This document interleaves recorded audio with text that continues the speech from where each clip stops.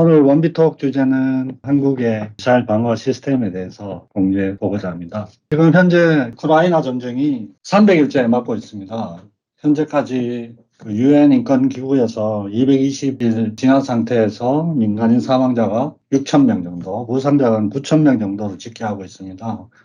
대부분 러시아의 대형포라든지 미사일, 전투기, 이런 형태의 무기로 인해서 많은 민간인들이 사상이 되었겠죠.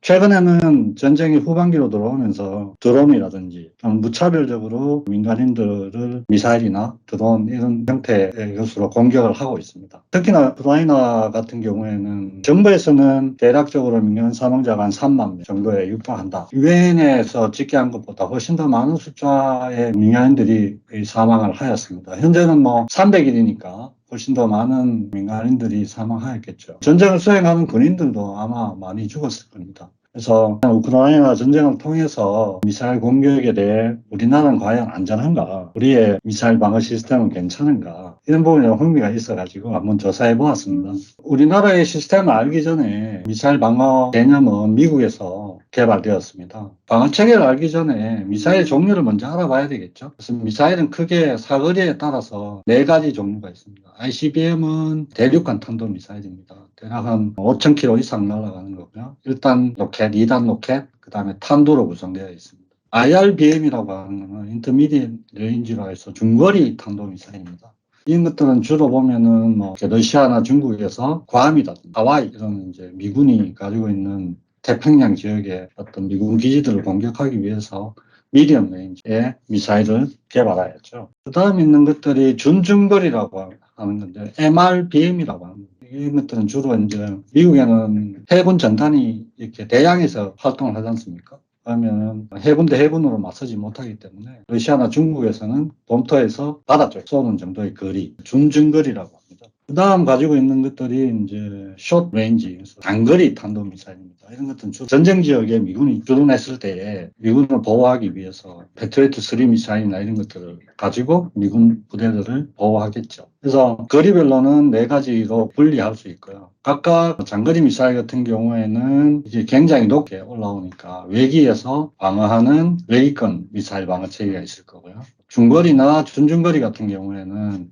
해군의 이지점에서 SM-3 미사일을 가지고 이렇게 요격하는 방어 체계를 가지고 있습니다. 미디엄 레인지는 우리가 익히 알고 있는 사드라고 하죠. 고고도 미사일 이런 것들을 가지고 방어하고요. 단거리 미사일은 패트리어트 미사일 가지고 구성되어 있습니다. 통상적으로 이제 가격적인 면을 따져보면 SM-3 미사일 같은 경우에는 한 발당 한 238억 정도 한다고 나와 있거든요. 사드 같은 경우에도 한 100억 정도. 패트리어트 3 미사일은 한 발당 한 60억 정도 돼요. 상대편은 미사일이 준중거리 같은 경우는 한 발당 10억 정도 하거든요. 한 10분의 1 정도 수준이죠. 그래서 경제적으로는 굉장히 방어 시스템이 굉장히 비싼 시스템입니다. 미사일 시스템에 비해서는.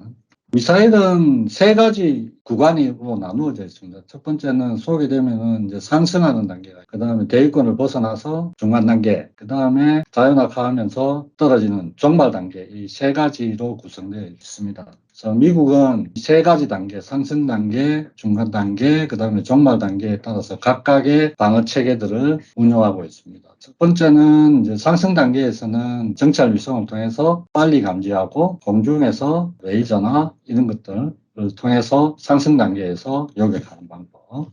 그 다음에 우주 공간에 날아갔을 때는 알래스카에 있는 외유권 미사일이 지상에서 날아가서 중간에 격퇴하는 방법.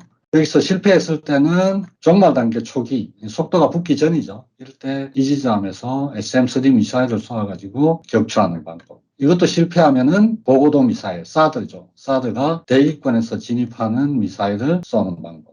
이것도 실패하면은 패트리어트 미사일이 최종 단계에서 쏘는 이러한 5단계의 방어 체계를 가지고 있습니다. 근데 이론적으로는 떨어지는 탄도의 속도가 대략 한 9에서 10마하 정도 되거든요. 근데 사드 패트리어트 미사일의 속도가 마하 6, 7 정도 되니까 사실은 이 단계에서는 패트리어트 미사일이 방어하기는 매우 힘들다. 저 개인적으로 그렇게 생각을 하고 있습니다. 또 우리가 잘 알고 있는 미사일 방어 시스템의 선진국인 이스라엘이죠. 이스라엘은 미국하고는 좀 상황이 다른데 미국은 대륙간 탄도미사일, 굉장히 멀리서 날아오는 미국 본토까지 날아오는 미사일을 방어하기 위한 시스템이 매우 발달되어 있는데요. 이스라엘 같은 경우에는 팔레스타인, 요 가깝게 있지 않습니까? 4km, 15km 이런 데서 박격포라든지 단거리 미사일 이런 것들 쏘고 레바논이라든지 이란에서 장거리고요. 중거리, 단거리 이렇게 주변국들의 위협을 가지고 있습니다. 이스라엘은 사중방어 체계를 가지고 있거든요. 쇼텀 같은 경우에는 뉴스상에서 많이 들었을 겁니다. 아이언돔이라고 4에서 한 15km 정도 고도에서 방어하는 시스템. 그 다음에 50km 이내에 떨어지는 미사일은 데이비드 실링에서 다윗의 돌팔매라고 적어놨더라고요. 이 시스템이 방어를 하고 있고요. 더 높은 것들은 이제 에로 시스템이라고 해서 에로 2, 3로 이렇게 구분되어 있습니다. 그래서 이란도, 이스라엘도 상당히 그 미사일 위협을 많이 받는 국가이기 때문에 자연스럽게 그들의 미사일 방어 체계가 매우 발달되어 있는 그런 국가가 되겠습니다. 에로 시스템 같은 경우에는 이스라엘하고 미국의 보잉이 같이 개발한 거고요. 현재 이제 미국의 MD 시스템은 굉장히 비싸거든요. 유럽의 우크라이나 전쟁 때문에 미국이 유럽에서 에로 시스템을 배치하는 것을 승인했다고 합니다. 아이언돔 같은 경우에는 이스라엘이 우리 강원도 정도 크기니까요. 10에서 15개의 포대로 이스라엘 전체를 방어하는 그런 시스템으로 되어 있습니다. 이게 이제 아이언돔에 있는 대략적인 모습이고요. 이 사진들은 날아오는 포탄을 얘들이 날아가서 이렇게 격추하는 모습을 사진으로 찍은 건데요. 이스라엘이 만약에 이런 방어 시스템이 없었다면 굉장히 많은 민간인들이 아마도 사상이 되었을 겁니다. 그래서 이스라엘 같은 경우에는 이 아이언돔이 개발된 지가 이제 10년 정도가 지났고 실제 실전에서 굉장히 많은 신뢰성을 확보하고 있습니다. 그래서 많은 국가에서 아이언돔을 수입하고자 하는 그런 이제 수요가 많이 있죠. 그렇다면 우리나라는 어떨까요? 우리나라는 사실은 이스라엘보다 훨씬 더 미사일 공격에 대한 위험도가 매우 큰 국가입니다. 왜냐하면 북한은 미사일 기술이 아주 고도화되어 있지 않습니까? 이란의 미사일 기술이 북한에서 가져왔다고 하니까요. 북한의 미사일 기술은 거의 세계 넘버 3다. 이렇게 이야기하기도 하고 굉장히 많은 다양한 종류의 미사일들을 보유하고 있습니다. 은하 같은 경우에는 인공위성 발사체가 있고요. 차지하더라도 화성 13호부터 대포동까지는 ICBM이라고 거의 미국 본토까지 날아가죠, 사거리가.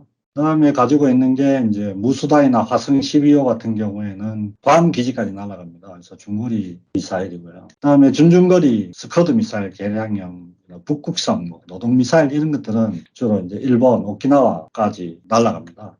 그다음에 단거리 미사일, 스커드 미사일 옛날 거, 그다음에 요즘 올해 발사된 거 KN-23, KN-25 이런 것들은 북한에서 어떤 타입의 미사일인지 발표를 하지 않습니다. 이거는 한미연합사에서 궤적을 보고 이렇게 명명한 건데요. 이런 것들은 이제 우리나라 한반도 전역을 타격할 수 있습니다. 그 외에도 더 힘든 것들이 있습니다. 휴전선 근처에 가지고 있는 자주포 엄청나게 많겠죠. 최대한 54km 정도 되고요. 240mm 방사포 이렇게 생겼습니다. 이게 서울 지역, 경기 북부 이런 쪽이 이제 사거리가 되는 거고요. 300mm 방사포 이는 경기도 평택 일대까지 날아갑니다. 올해 10월달인가 발사된 게 KN-25인가 그렇거든요. 얘는 600mm 방사포입니다. 그래서 대략 더 날아가겠죠. 300km. 정도 날아갈 거고 속도가 마하 한 6, 7 정도 굉장히 빠른 발사체. KN-23 같은 경우에는 얘는 순항 미사일입니다. 유도해서 아주 낮은 고도로 빠르게 날아오는 미사일입니다. 이런 것도 이제 곡사포 형태인데요. 얘는 이제 낮게 날아서 빠르게 가는 그런 형태의 새로운 미사일을 가지고 있습니다. 중동 지역에 있는 국가들 이스라엘이 갖고 있는 미사일 위험보다 한국이 훨씬 더 미사일 위험이 강하다. 이렇게 보여지고 있는 거죠. 올 한 해만 북한에 28발 정도를 발사를 했고요. 그 중에 한 40%가 미사일이 이게 포물선으로 가는 게 아니라 변칙 궤도를 가지고 있어요. 지그재그로 막 날아가든지 아니면은 마지막에 떨어질 때 업기동, 업했다 다운하는 그런 하여튼 변칙적인 것들을 가지고 있습니다. 게다가 이런 미사일들 새로 근래에 만들어진 것들이 고체 연료를 사용하거든요. 탐지가 굉장히 어렵다는 거예요. 이런 멀리 날아가는 미사일들은 이제 액체 연료를 사용합니다. 액체 연료와 액체 산소를 주입해가지고 날아가거든요. 그래서 액체 연료들은 장기간 보관하기가 굉장히 어렵습니다. 그래서 발사 직전에 연료를 주입하거든요. 준비하는 시간들이 걸리고 준비하는 징후들이 보이기 때문에 인공위성이나 감시위성을 통해서 좀 일찍 징후를 발견할 수 있죠. 근데 고체 연료들은 제작해서 보관했다가 필요할 때 바로 쏘기 때문에 굉장히 짧은 시간 안에 발사를 할 수, 징후 탐지가 여기 굉장히 어렵습니다. 게다가 야포, 방사포 이런 것들이 대략 한 14,000문 정도 가지고 있다고 합니다. 그러면 탄도탄은 대략 한 1000기 정도를 가지고 있다고. 그래서 얘들이 이제 섞어 쏘기를 한다. 방사포도 쏘고 순항 미사일도 쏘고 뭐 이렇게 막 섞어 가지고 막 쏘면 우리는 과연 안전할 것인가, 그런 의미를 가지게 돼. 그러면 한국의 미사일 방어 체계는 어떻게 되어 있을까요? 크게 보면 우리가 3축 체계라고 이야기합니다. 첫 번째는 킬 체인이라고 공격의 징후를 감지해 가지고 선제 타격한다는 겁니다. 탐지하는데 1분 걸리고 어디에서 준비하고 있는지 좌표를 식별한 다음에 발사할 건지 말 건지 3분 안에 결정해서 버튼을 눌러서 타격하는 데까지 25분 걸리도록 시나리오를 가지고 있는 거죠. 주로 이제 뭐 미국의 정찰 위성, 아직 우리나라는 군사 위성이 없기 때문에 미국의 위성에 의존하고 있고요. 그다음에 이지잠, 미국의 이지잠이라든지 아니면 이제 공중의 정찰기들, 한국 영찰 자산들이 북한의 타격 징후를 항상 감시하다가 진짜 쏜다 이러면은 쏘기 전에 원점을 타격하는 거죠. 근데 사실 이거는 굉장히 어려운 이야기입니다. 왜냐하면 북한이 이게 훈련을 하는 건지 진짜로 쏘는 건지는 알 수 없거든요. 그 한반도에 만약에 긴장이 아주 높으면은 킬체인이 발동될 수도 있겠죠.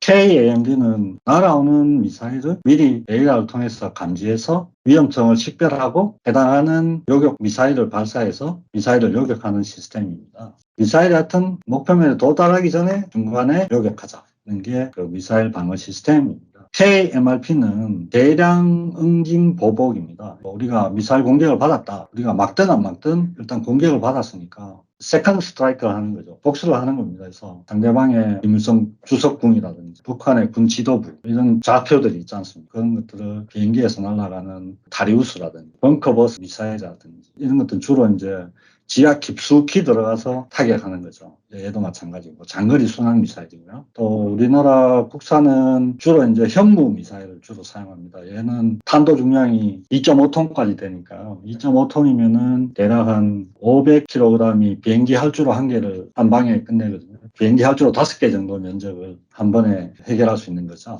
얼마 전에 강릉에서 왜 두 발 쐈는데 한 발은 날아가고 한 발은 실패해서 뭐 불나고 그랬었잖아요. 그래서 그때 발사한 미사일이 현무 미사일입니다. 그다음에 여기 짧은 것들은 지대지 전술 미사일은 북한이 이제 주로 포시선이나 이런 것들이 지하에 있기 때문에 그 지하에 뚫고 들어가서 파괴할 수 있는 전술 지대지 미사일 이런 것들이 이제 국산 미사일로 되어 있고요. 현무선이는 이제 순항 미사일입니다. 멀리까지 날아가서 정밀하게 타격하는 그런 형태의 미사일들. 우리도 굉장히 복수할 수 있는 그런 이제 아주 큰 종류의 미사일들을 가지고 있죠. 미국 미사일, 국산 미사일 이렇게 가지고 있습니다. 북한 입장에서 봤을 때는 북한이 미사일을 쏘더라도 성공할 수 없고 혹시라도 성공하더라도 엄청난 보복을 당할 거야. 이런 위험성을 가지고 있으면 섣불리 우리를 향해서 미사일을 발사할 수 없겠죠. 그래서 이 세 가지 삼축 체계로 북한 미사일 공격으로부터 우리를 방어하는 체계를 저희들이 가지고 있습니다. 그 중에서도 미사일 방어 시스템은 여러 단계별로 이렇게 구성되어 있고요. 여기 이렇게 표시되지 않은 사드나 패트리어트 미사일은 미국 무기 체계입니다. 미군이 운영하고 있고요. 패트리어트 3 미사일은 미군도 가지고 있고 또 저희들도 수입해서 가지고 있고 배치되어 있습니다. 정선으로 되어 있는 것들은 한국 국산 무기죠. LSAM, 청궁, 지금 개발하고 있는 LAMD 시스템 뭐 이런 것들이 있는데요. 사드는 고고도 미사일이니까 대위권 밖에서 종말 단계에서 요격하는 미사일입니다. 성주에 한 부대가 있죠. 대략 한 요격 고도는 150km 정도 되고요. 패트리어트 미사일은 요격거리가 한 40km 정도 대역입니다. 이 40km, 150km는 방어할 수 있는 무기가 우리나라에 없지 않습니까? 그래서 우리나라는 LSAM이라고 하는 무기 체계를 개발해가지고 이 중간 단계 40에서 한 100km 사이에서 미사일을 방어하는 시스템을 개발하고 있고요. 그 다음에 청궁2라고 해서 얘는 패트리어트 미사일보다는 고도가 조금 더 낮습니다. 한 20km에서 30km 정도 되고요. 계속 이제 성능해서 성능 향상이 돼가지고 40km 정도까지는 방어할 수 있는 그런 무기 체계입니다. 청궁2는 2002년도에 우리가 배치가 완료되었고요. 고도는 한 20km, 유효 사거리 50km 정도 됩니다. LSAM은 롱레인지 서페이스 투 에어 미사일이라서 2024년까지 개발이 완료될 예정이고요. 현재는 올해 2월 달에 발사 시험이 완료되었고 올해 11월 달 지난달에 실제 표적을 날려가지고 요격하는데 성공했죠. 아마 뉴스를 보신 분들도 있을 거고요. 그래서 전력화되기 전까지는 앞으로 더 2년 정도의 더 시간이 필요하다.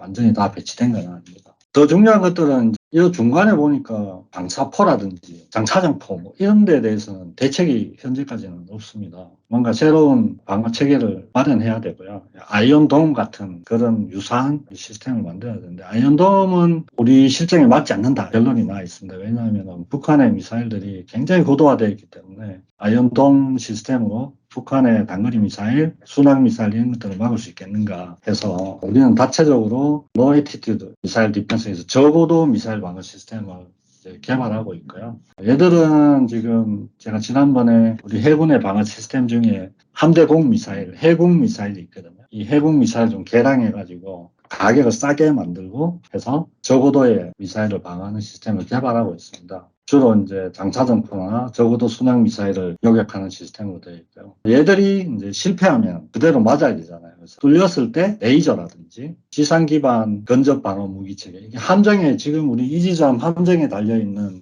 CIWS라고 막 기관총 같이 다 쏘는 것들이 있거든요.